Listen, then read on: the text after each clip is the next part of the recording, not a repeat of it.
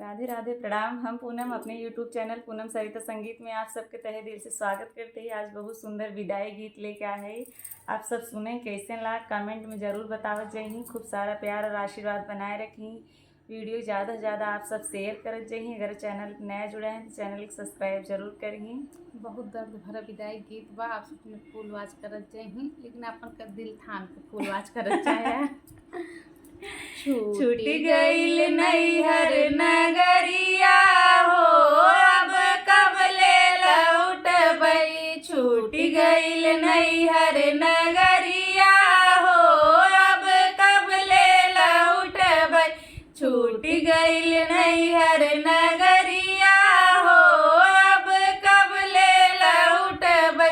Mummy मेरी छूट गई, पापा मेरे छूट गए। मम्मी मेरी छूट गई, पापा मेरे छूट गए। छूट गई प्यारी बहनिया हो, अब कब ले लौटबई। छूट गई प्यारी बहनिया हो, अब कब ले लौटबई। छूट गईल नैहर नगरिया हो, अब कब ले लौटबई। छूट गईल नैहर नगरिया हो, अब कब ले लौटबई। भैया मेरा छूट गया, भतीजा मेरा छूट गया। भैया मेरा छूट गया, भतीजा मेरा छूट गया। छूट गयल भाभी के बोलिया हो, अब कब ले लौटबई। छूट गयल भाभी के बोलिया हो, अब कब ले लौटबई।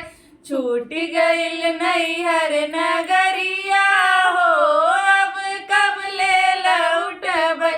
छूट गईल नैहर नगरिया हो, अब कब ले लौटबई। घर मेरा छूट गया, द्वार मेरा छूट गया। घर मेरा छूट गया, द्वार मेरा छूट गया। छूट गयल बाबुल के अंगना हो, अब कब ले लौटबई। छूट गयल बाबुल के अंगना हो, अब कब ले लौटबई। छूट गयल नैहर नगरिया हो, अब कब ले लौटबई। छूट गयल नैहर नगरिया हो, अब कब ले लौटबई।